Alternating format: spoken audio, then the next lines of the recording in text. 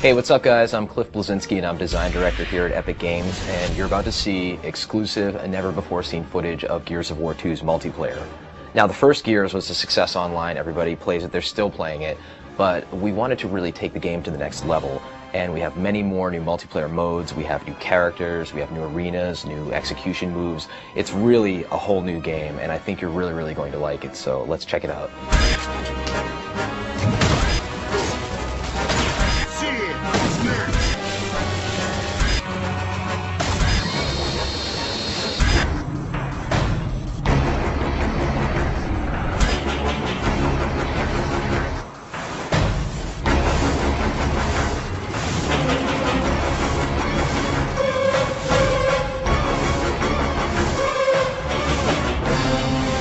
Locations you're going to see on this exclusive video are going to be River, Security, and Gridlock.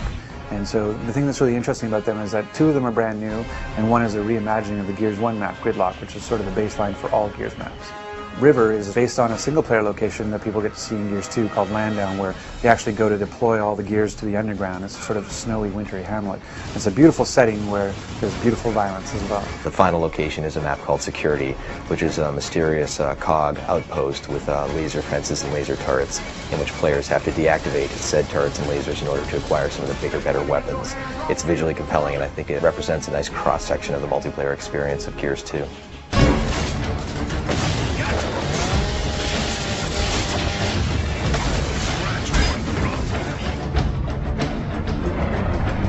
For Gears of War 2 multiplayer, there's a bunch of new things, and one of the biggest ones actually is that we've increased the player count. So we wanted to make Gears 2 multiplayer bigger, better, and more badass. One of the easiest primary ways we could do that, bang for buck, is to go to 5-on-5. Right now it really feels like a really good number of 10 players in the battlefield taking one another out, and it really kind of rounds things out nicely.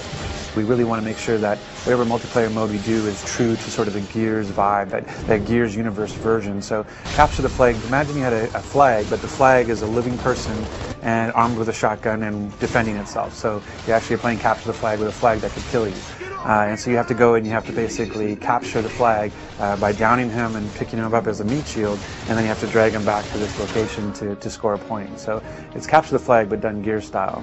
So another mode that we're showing is again sort of a reimagining of a known style, which is the Wingman, where it's you and a partner playing against everybody else. We used to call it 2v2, v2, v2, v2. The fact that Gears is really all about co-op, that it didn't feel right to have this sort of just last man standing kind of gameplay. It didn't resonate in our world. So when we looked at how we'd want to have that kind of gameplay, it really felt more like it had to be sort of a co-op experience. The third mode that you'll get to see in this exclusive video is something we call Guardian.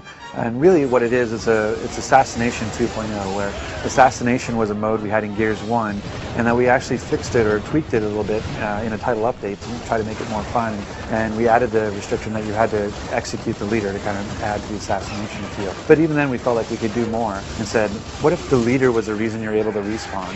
So as long as the leader is alive, your teammates can respawn, but as soon as the leader dies, then it's basically like Warzone. As soon as you die, you're out. By just making that simple little change, we were able to kind of create this whole new sort of feel to Guardian.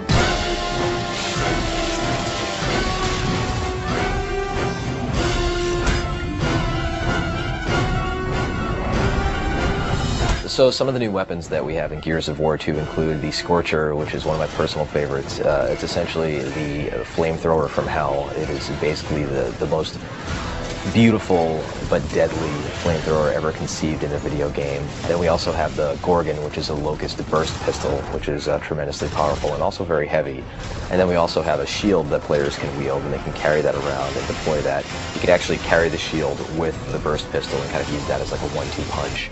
And then we have a poison grenade that players can use for area of denial in order to kind of throw this nasty, noxious cloud out. So in Gears of War 1, we had the ability of using a grenade for grenade tagging. So we found that it would be more interesting to actually take that idea of grenade tagging an opponent and actually apply it to the environment. So now you can actually take any of our 3 grenades, the poison grenade, the smoke grenade, or the frag grenade, and you can actually attach it to a wall. And you can use that sort of as a proximity mine, so that if any time an opponent goes by, the grenade will go off. One of the cool things in Gears 2 now as well is we added this concussive force to a smoke grenade. So you can actually knock somebody down and disorient them briefly with a smoke grenade. It's a great new addition to the gameplay. One of the features of Gears Gears of War 2 is this idea of portable cover.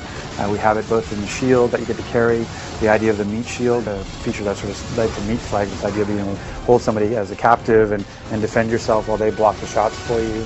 One of the big things about Gears 2 is just not just relying on a static cover that's already placed in the world, but being able to carry cover with you and move with cover as it moves through the level. So in the first Gears, the chainsaw, the Lancer, was a wonderful weapon, and players would cut each other up, and they had a great time doing it. But we never really got into the whole idea of if two players came at each other with a chainsaw, what would happen. It was essentially random who won.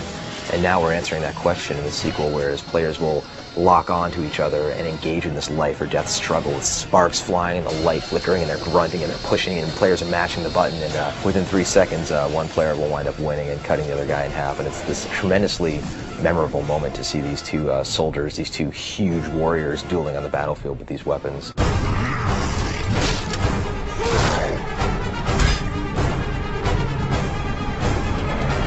In Gears 2, when you knock somebody down but not out, first of all, they can try and crawl away from you. But if you do happen to get a hold of your enemy, you can first take them hostage, which is called meatbagging them, so you're kind of holding them as a human hostage, human shield. You can also finish them off by then breaking the character's neck and dropping them on the ground. Or if you want to, while the foe is crawling away, you can hit the Y button to do an execution. And there's all sorts of crazy ones, from using the long shot sniper rifle like a sledgehammer, to using the torque bow to popping the enemy's head off, to climbing on top of them and just beating the crap out of them. So there's just tons of them there this time around, and they're a great way to finish off the round and get your buddies cheering on Xbox Live. So in Gears 1, we found that a lot of players felt that evading towards their foes, rolling essentially, and shotgunning at the end of that evade was an effective technique. And that really wasn't the game that we envisioned, so we hooked in this idea of stopping power, whereas players get shot and actually will slow down progressively with more bullets, so that players can no longer just run blindly at each other, gladiator style. They actually have to be a little bit more tricky and use the cover system and flank and deal with suppressing fire from their buddies in order to really earn their kills this time around. Gears 2 is bigger, better, and more badass, and the multiplayer most certainly shows that. We have amazing new game modes. We're shipping with at least 7. We have great new multiplayer arenas. We have nasty new weapons, grisly new executions, a larger scale of the multiplayer, and I think players are going to be pleasantly surprised with the complete package that we're delivering for them.